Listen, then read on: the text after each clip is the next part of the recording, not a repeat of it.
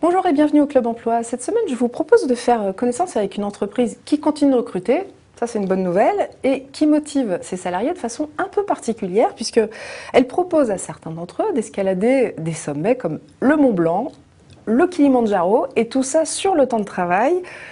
Je vous propose de faire connaissance avec Marc-André Reynon, le DRH d'Emailvision, qui vient donc nous parler de recrutement et d'escalade.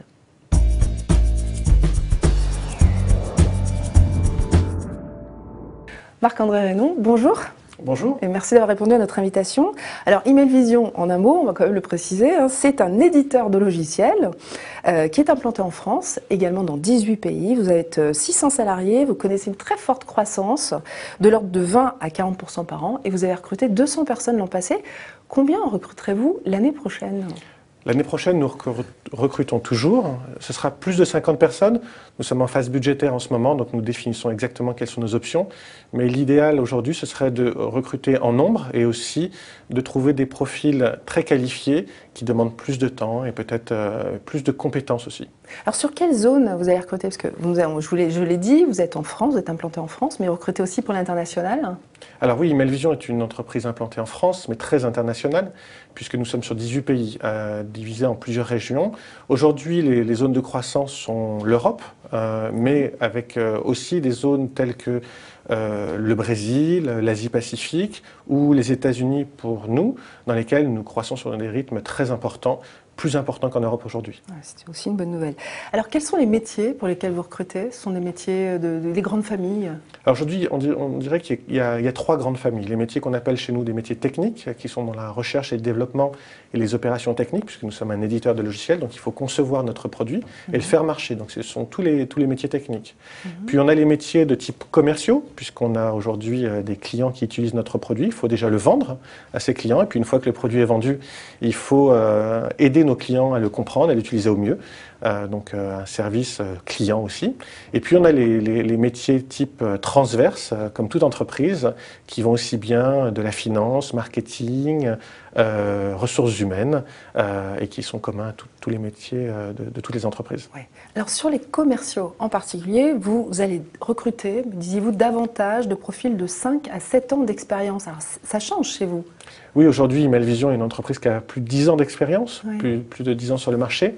Et on va dire qu'il y a une évolution ces dernières années, puisque notre produit a évolué lui-même. Aujourd'hui, notre produit s'est adapté au marché et aux besoins du client. Au départ, c'était une solution, un outil d'emailing de base. Aujourd'hui, on s'est enrichi de beaucoup de fonctionnalités, notamment l'analyse des bases de nos clients, qui demandent à la fois un produit plus complexe à développer, à maintenir et aussi à vendre, puisque la phase de discussion avec notre client, de compréhension de ses besoins est plus longue et le cycle de vente est plus long. Donc on demande des gens qui ont une plus grande expérience commerciale. Quels sont les profils donc sur les réseaux sociaux en particulier qui vont vous taper dans l'œil? Qu'est-ce qu'il faut, qu'est-ce qui retient votre attention? Alors déjà, vu la nature de notre entreprise, un profil international va nous intéresser. D'accord, donc bien préciser ses langues.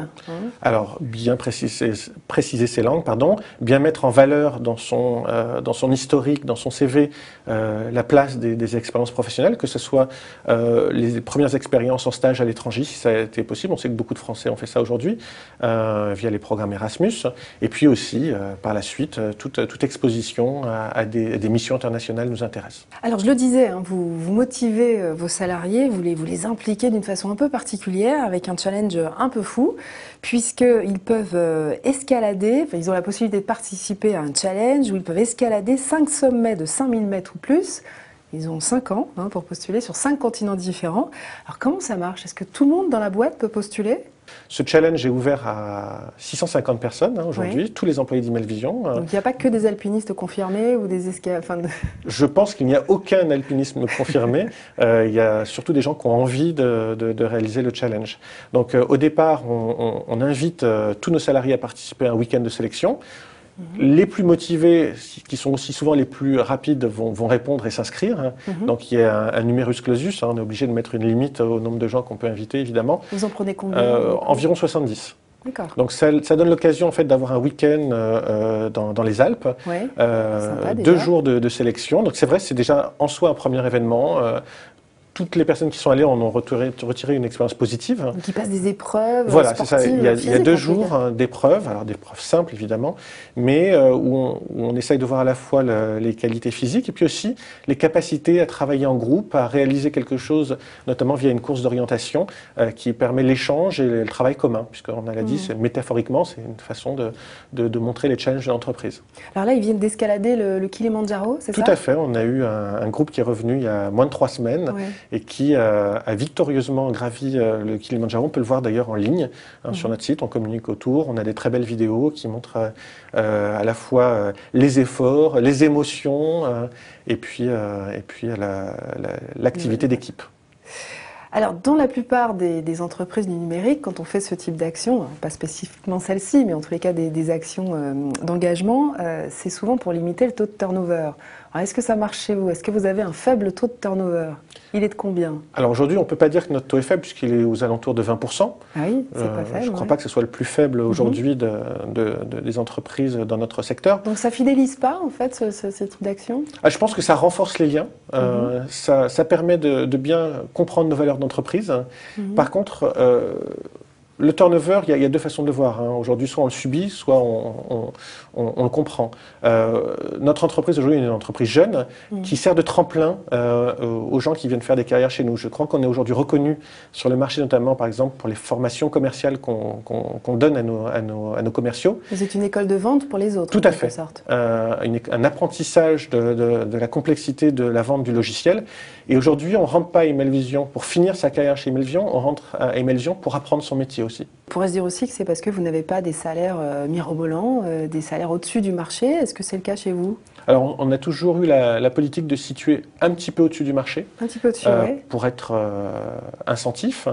Puis aussi parce qu'on reconnaît en fait les efforts qui sont faits par les gens qui nous rejoignent, puisque parmi nos valeurs, il y a l'entrepreneuriat, la passion, et les gens donnent beaucoup. Donc, on trouve ça normal de récompenser ceci. De récompenser.